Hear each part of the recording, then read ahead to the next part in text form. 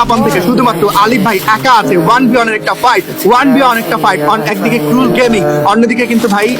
ইয়াস একদিকে ক্রুল গেমিং অন্যদিকে আলিফ গেমিং দুজনেই আসলে আছেন এখনো পর্যন্ত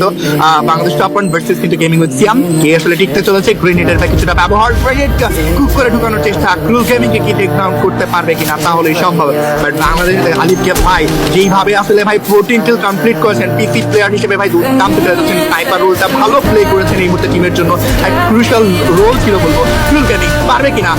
স্নাইপার ভার্সেস স্নাইপার একটা লড়াই আমরা দেখতে চলেছি আজকের দিনের এই শেষ ম্যাচটাতে নেক্সট ম্যাপ অবশ্যই রাঙাইতে হতে চলেছে কোন দিকে যাবে আজকের দিনের ম্যাচের সিচুয়েশন গ্লোয়ালের ফাঁকা দিয়ে কিন্তু চেষ্টা করছিলেন ক্রুল গেমিংকে আটকানোর কিন্তু সেটা হয়নি আরিয়াস বাম সাইড থেকে বেরিয়ে যাবেন আপাতত ভাই ক্রুল গেমিং একদিকে আলিফ গেমিং অন্যদিকে ক্রুল গেমিং 1v1 একটা ফাইট কোন দিকে যাচ্ছে বাংলাদেশ টপ 1 এখনো পর্যন্ত পজিশন হোল্ড করে আছে বাইরে বেরোতে দিতে যাবে না জোনের প্রেসারে কি আটকে মারবেন নাকি না হিল ব্যাটেল আমরা দেখতে পারবো কোন দিকে যেতে চলেছে ম্যাচ গ্লোয়াল দেয়ালের ওপারে ক্রুল গেমিং ওয়েট করছে সুযোগ খুঁজছেন আমাদের গ্লোয়াল ভাঙাতে দুই সাইড থেকে